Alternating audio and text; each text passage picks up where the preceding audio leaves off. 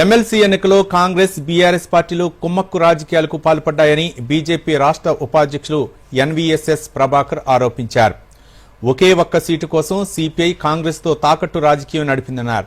ఈ రోజు హైదరాబాద్ లో మీడియాతో మాట్లాడుతూ ఎన్నికలను ఏకగ్రీవం చేసుకోవడానికి కాంగ్రెస్ బీఆర్ఎస్ పార్టీలు కుమ్మక్కయ్యాయన్నారు. బీఆర్ఎస్ ఫిరాయింపు ఎమ్మెల్యేలపై చట్టపరమైన చర్యలు తీసుకునే అవకాశం లేకుండా చేయడానికి రెండు పార్టీలు ఈ విధంగా వ్యవహరించాయని ప్రభాకర్ ఆరోపించారు. బీఆర్ఎస్ కాంగ్రెస్ల మధ్య సయోధ్యకు లోక్సభలో ప్రతిపక్ష నాయకుడు రాహుల్ గాంధీ వ్యూహాత్మకంగా వ్యవహరిస్తున్నారని అన్నారు. శాసన మండలికి ఎన్నిక జరగబోతా ఉంది. కాంగ్రెస్ పార్టీ అభ్యర్థులను ప్రకటించింది, బీఆర్ఎస్ అభ్యర్థులను ప్రకటించింది, సిపిఐ కూడా ఒక అభ్యర్థిని కేటాయించారు.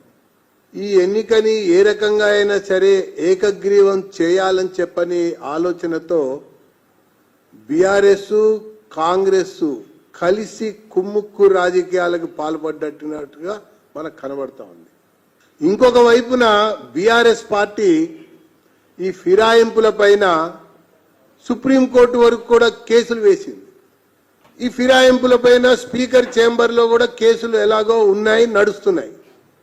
అసలు ఈ శాసనసభ నుంచి శాసన మండలికి జరిగేటువంటి ఒక ఎన్నికల్లో ఈ ఫిరాయించిన శాసనసభ్యులని డిస్క్వాలిఫై చేయించడం కొరకు ఒక అవకాశం ఉండే.